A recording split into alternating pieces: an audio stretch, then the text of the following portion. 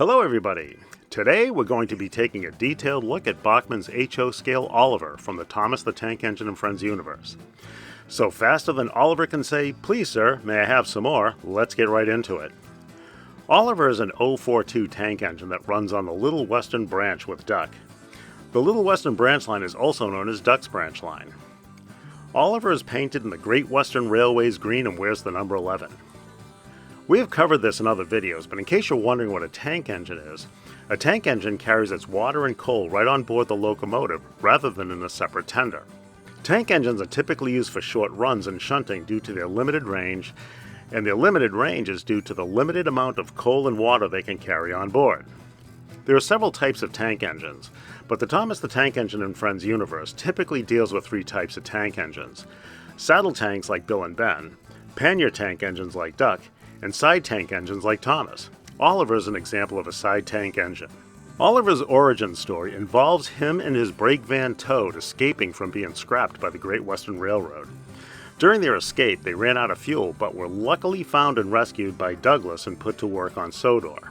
He's had more adventures and interactions with other characters than we can talk about here, but he's definitely one of the good guys. He knows every day is a learning experience, and he's a hard and tenacious worker and quite trustworthy. Like all locomotives and rolling stock in the Thomas the Tank Engine and Friends universe, Oliver is based on a real locomotive. He's based on the GWR 1400 class steam locomotive. It was built by the Great Western Railway Swindon Works primarily for branch line passenger service.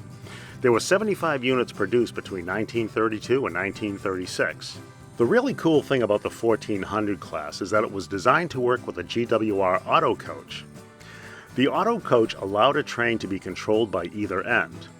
The driver could control the train from the locomotive cab the usual way, or they could control the locomotive from the auto coach at the opposite end of the train. The locomotive had to have special equipment installed that connected the auto coach to the locomotive via some linkage and shafts. That's a pretty basic explanation, but hopefully you get the idea. The 1400s were withdrawn from service between 1956 and 1965, with 4 being preserved and the rest being scrapped. While we're on the subject of Oliver, let's talk a bit about his faithful brake van Toad. Toad seems to have spent most, if not all, of his time with Oliver. In real life, Toad was based on the Great Western Railway's 16/25-ton brake van.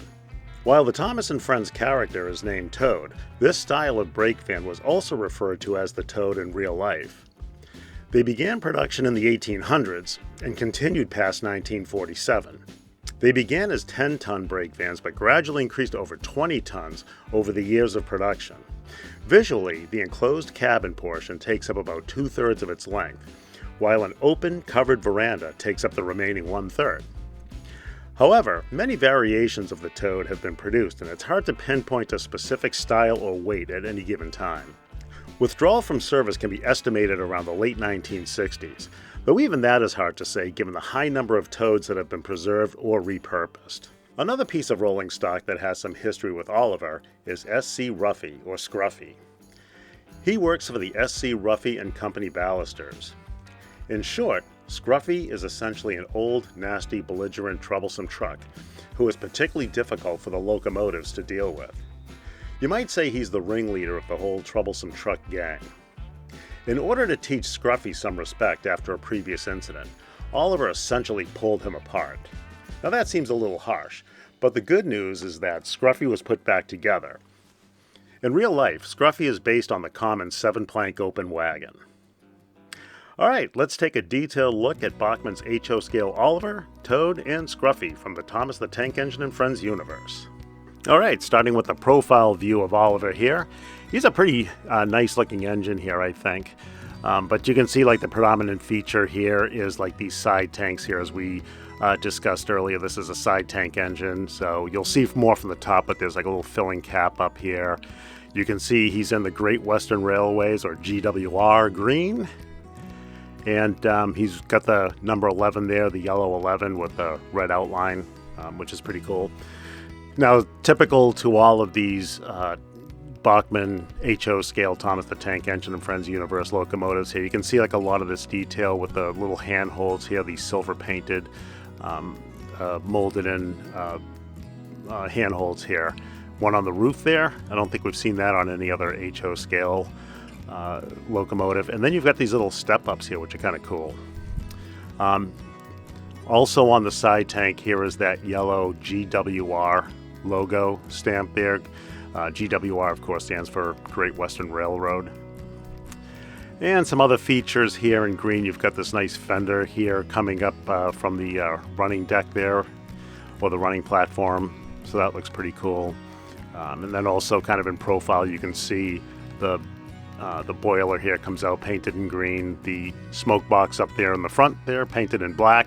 And then a little bit of piping that comes up across the smoke box and then right up and over the boiler.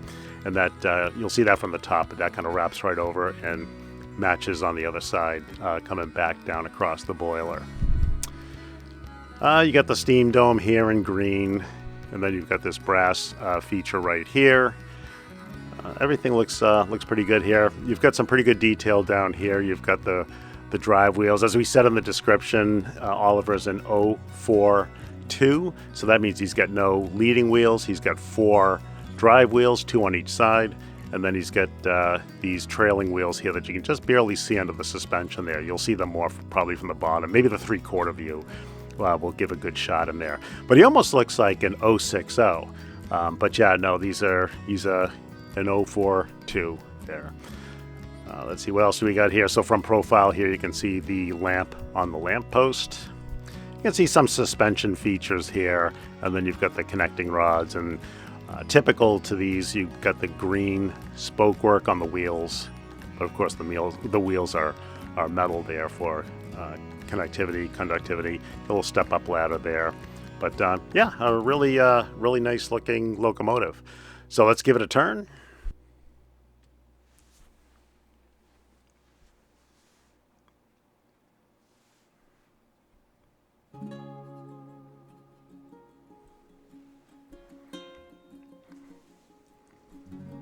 All right, looking from the back here, you can see, as we said, he's a tank engine, so he carries his coal in a little bunker in the back and water in those side tanks. So here's the coal bunker in the back. Hopefully you'll be able to see that, and maybe you'll be able to see it better from the top. But he's got, you can see the curve of the roof, and you can see the little windows there that look kind of like little teardrop windows. Not quite, but they do have a nice little shape to them. They're outlined in yellow. You've got some handholds there across the bunker, the coal bunker, and you've got a lamp in the back, nice little plastic, applied lamp there with a red lens. It's not a functioning lamp, it's just plastic, but still pretty good looking. And then you've got some black features down here. I'm not sure exactly what those are, or what those would be in real life. And then you've got some air or vacuum hose here, a utility hook, and then you've got that red buffer beam, and then you've got the red buffer posts and the black bumper pads, and then the typical Bachmann HO scale hook and loop coupler there that is pretty standard for these Thomas the Tank Engine and Friends Universe locomotives and rolling stock. But yeah, so there's your view from the back. And then you can see those handholds that are kind of wrapping over the roof there from the back. Those look pretty cool as well. So let's give it a turn.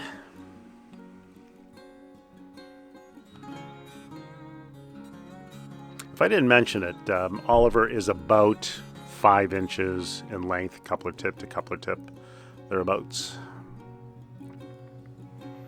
All right, looking at Oliver from the opposite side, he's pretty identical over here. The only difference is that that lamp is on the far side. The lamp post is here, but the lamp is actually placed on the far right post. And right, if you were the driver facing out the window, it's on the right, or in ship terms, it would be on the starboard side. That's where that lamp is on the locomotive here. But the other post, the center post and the left-hand post, they are there. Yeah, so again, this looks the same, so we don't have to spend a ton of time over here. I really like that kind of fender feature there, and it's got a little feature off of the fender here. Again, not sure exactly what that would be in real life, but it's a nice little detail on this.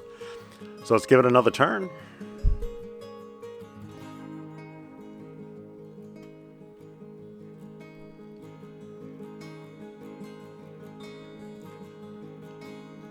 Yeah, Evan, why don't you bring that back to the 3/4 turn again? Because I don't know if you'll see it from the straight on. Just bring it back to that 3/4 view again. I just wanted to show you here. You might only be able to see it from this angle, but you've got the train whistles down here, right in the front of the cab. They're kind of hidden by these green little protrusions here, but you can see the whistles actually. They're just painted on. There's nothing, they're not separate pieces, but I think that's the only view you may see them in. So I just wanted to point those out. All right, let's bring it back to our front view here.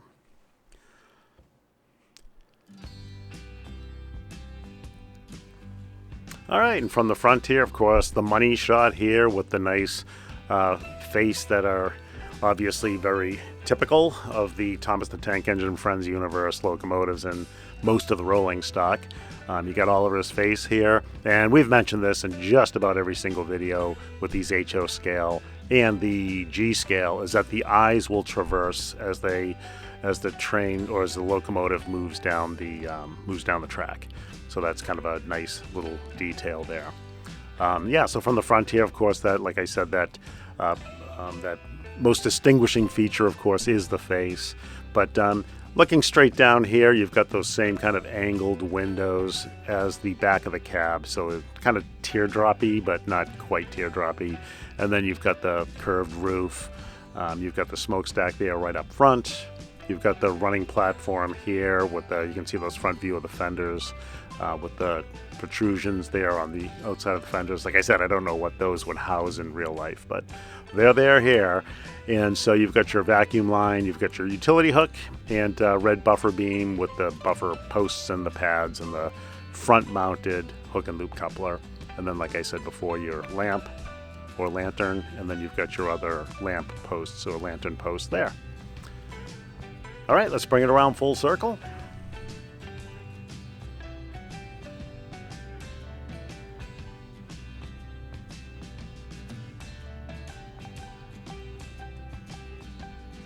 All right, and there you have it. There's a full 360 of Oliver, engine number 11 of the Great Western Railroad from the Thomas the Tank Engine and Friends universe, HO scale, made by Bachmann. Let's take a look at the top and the bottom. Yeah, so looking here from the top, you just obviously seeing the same features just from a different angle, but you've got the, these always look nice from the top because there's a lot of, you see the boiler here, the smoke box, and then you see a good view of the side tank engines with the filler caps. And then you can see into the coal bunker there from the top. So yeah, and then the running platform with the fenders there. You can get a good perspective of how wide those are. But yeah, just a look from the top there, just to show you what it looks like. All right, let's take a look at the bottom. All right, looking from the bottom here, there's nothing super special. This is just a typical bottom here. There's no modeling detail, and by modeling I mean it doesn't look like what the locomotive would look like from beneath. You've just got your motor casing here. There's a few access screws to get in there if you need to make any kind of repairs. And here's you can get a good look at those trailing wheels. You can see they're not drive wheels. They're not connected by the rods in any way, and they are slightly smaller, although first glance, and because they're partially hidden by the suspension, they somewhat look like the same size, but of course they're not. They're slightly smaller. Otherwise, you've got your hook and loop coupler here that you can see, and then your Bachmann manufacturing logo here, and some other some other corporate copyright information or whatever, and then your part number that is stamped there in white or painted over in white. And there's some other access screws down here as well in case you need to remove the body from the chassis and separate those for repair purposes or whatever.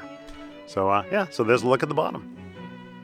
All right, let's take a look at the brake van Toad. And as we said, Toad has been a constant companion of Oliver, I think, pretty much through all the series. As far as I can tell from the literature. But yeah, so he is the 16/25 ton brake van from the Great Western Railway. And you can see his primary color here obviously is gray. You can see the nice plank work here on the enclosed cabin.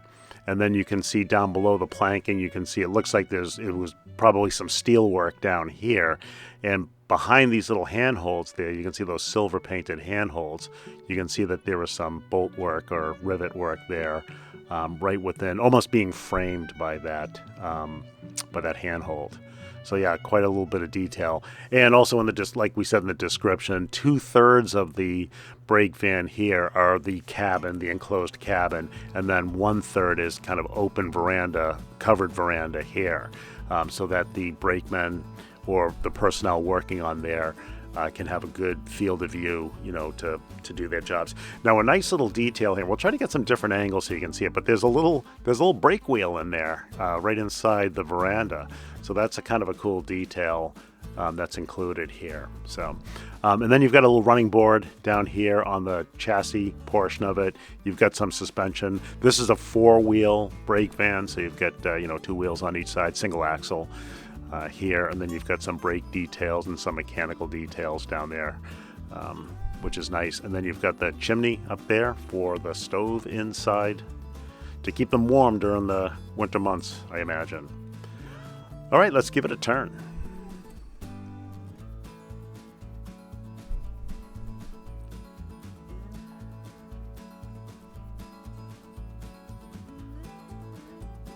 All right, so looking from behind here, you can see there's a black buffer beam here that's kind of molded into the plastic of the chassis. You can also see the ends of those running boards. Maybe you can see those running up the sides there. That might be a kind of a nice view there. You've got your silver buffer pads here, black buffer post. You get a utility hook. And then on the rear here, you've got a couple of windows. This looks like bracing here on the back. Again, planking kind of above, simulated planking above, and then some steel here riveted or bolted. I don't think this is a door back here. I think this is just bracing and then some kind of framework here, but you can see the planking behind it. So I don't think that's a window into anything or whatever. I'm not sure what that would be framing. But yeah, so there's a view from the back. Again, a slightly curved roof. But all right, let's continue to turn.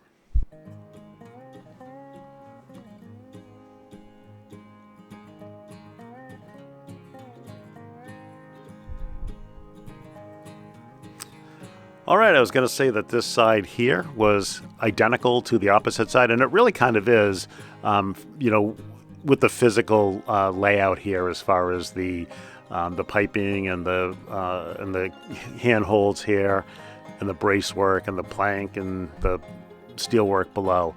But obviously the chimney is on the opposite side from here. But there's also some lettering on this side. So we have GW, Great Western, and then the car number, the car designation number here.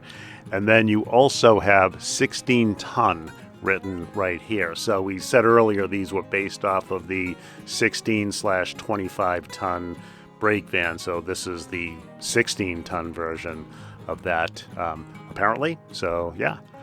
So there might be some other differences. Evan, let's bring this around all the way to the other side, because I think this step in this door I don't think is on the other side. So maybe it's not an exact copy physically. So we're just going to swing it around real quick.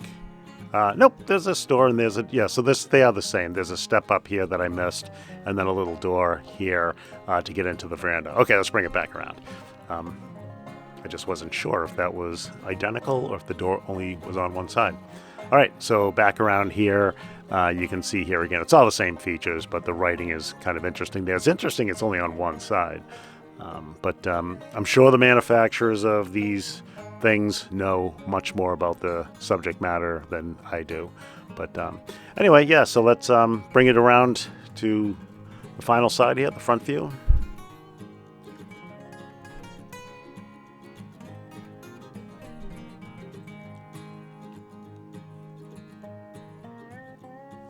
All right, so looking from the front here, again, Thomas the Tank Engine and Friends universe, the most notable feature is the face of Toad up front here. On the rolling stock, the eyes do not traverse back and forth. This is just kind of a static plastic molded piece, molded and painted here. So none of this moves. It's only the locomotives where the eyes traverse back and forth. Here you have the silver buffer pads again on the front, the hook and loop coupler. Again, that's pretty typical here. And you might be able to see that brake wheel there inside the veranda. And then there's again, it's not functional, it's just stamped in there, but way in the back there where the entrance to the enclosed cabin is, there's a door back there that they would hypothetically access. And then there's a little thing right behind the face on the inside of the veranda. And I don't know if you can try to swing that in and see if we can get a view of what that is. They're sitting in front of the wheel. It might be seating. I'm not sure exactly what that would be, but yeah, you can see right down here. It might be. It doesn't look like seating. It looks like something physical. If you can see that, it looks like it's almost like filler caps here. So I'm not quite sure what that would be, but there's that little detail as well. All right, let's bring a full circle.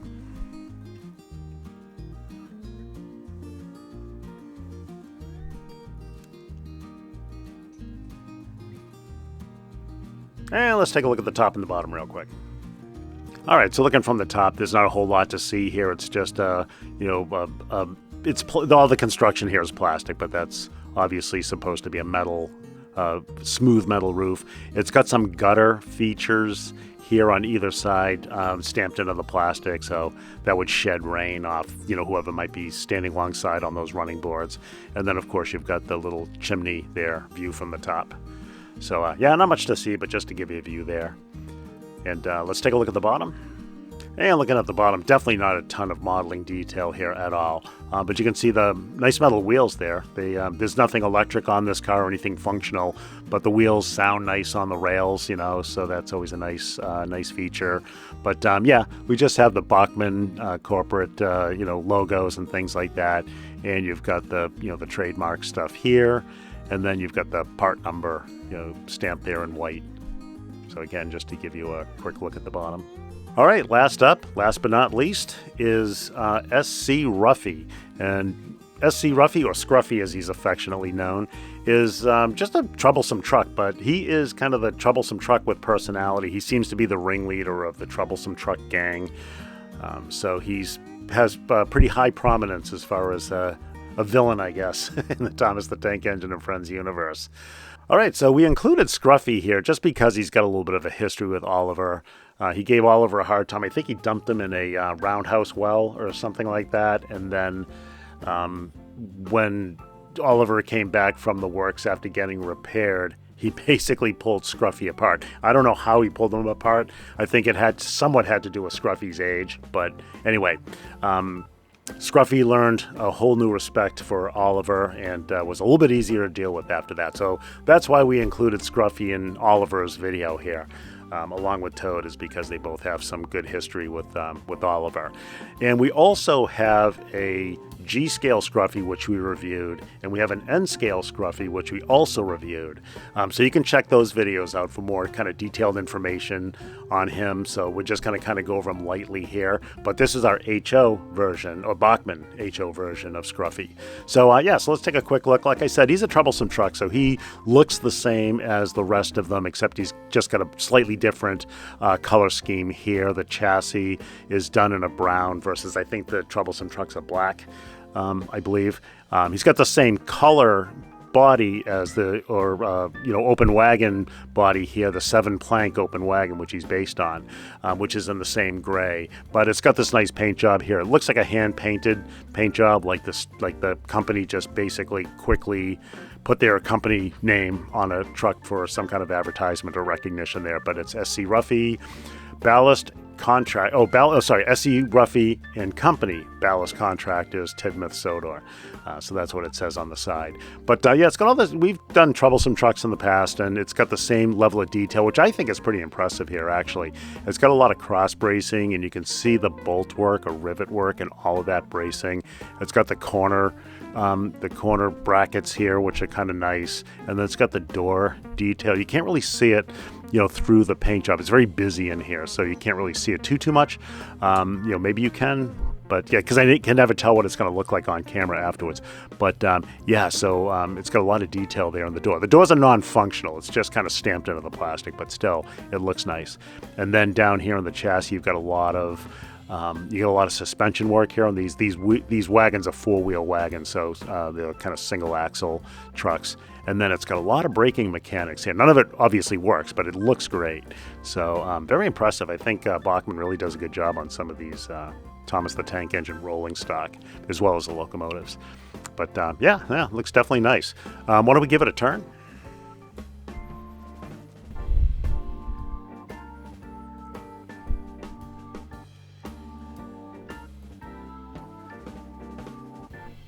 Yeah, so looking from the back here again, good level of detail. Down here you've got the, the buffers here, which are all painted. It's kind of a rust color, I guess. Maybe that's what it's supposed to look like, not brown, but rust.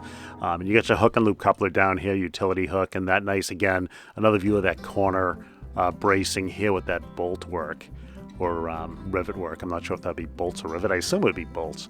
But then you've got your bracing here. It's like that T-bracing, that T-iron, that T-shaped iron. And yeah, and then the planking behind there. So again, just good looking trucks. Let's bring it around.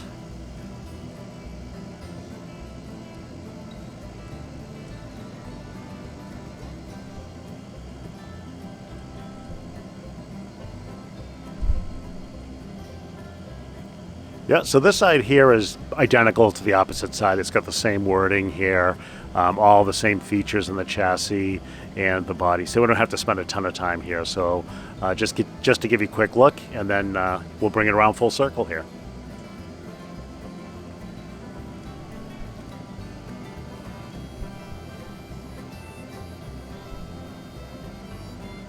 All right, so here's the front, and of course, front and foremost here is the face, and boy, does he look like a belligerent piece of work, doesn't he?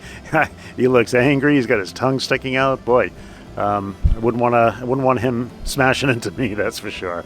But yeah, so there's Scruffy. I think it's a good attention to detail there. I think it's a pretty good representation. So just to give you a look at the face, and let's take a look at the top and the bottom.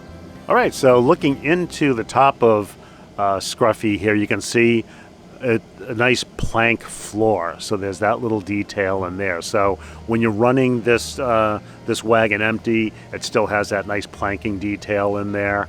And the planking detail also carries up on the walls, the inside walls of the wagon itself. So it's not only nicely detailed on the outside, but it's nicely detailed on the inside of the wagon as well. Now, they don't go so far, I don't think, as to put in like nail holes or screw holes or whatever and follow it through with that detail like they do with the bolt and rivet work on the ironwork. But still, just the fact that the planks are alluded to there is, I think, is just fine, especially for the price point. All right, let's take a look at the bottom. All right, looking from the bottom here, again, no modeling detail, but it does have the metal wheels. And again, there's nothing electric on here that you need the metal connectivity for on the track, but it does add weight, and it does add, nice sound, I think, on the rails. Other than that, down here you got a couple of access screws here. So you got some screws in case you need to separate the body from the wagon itself. And then there's screws for the couplers in case you need to replace those. But yeah, other than that, it's really just the Bachmann stamping there, the corporate stamping, which is on basically everything that they do. They just put it out of sight, so they put it underneath. And then some other corporate kind of copyright information there. And usually they have a little part number stamp there in white, but I'm not seeing that here unless it's under something that I'm just not seeing. But yeah, so there's a look at the bottom. All right, there you have it. From Bachmann's HO scale Thomas the Tank Engine and Friends universe, we have Oliver, we have his brake van Toad, and the head troublesome truck Scruffy. All right, so why don't we take them out on the layout, and maybe we'll add some troublesome trucks into the mix just for fun.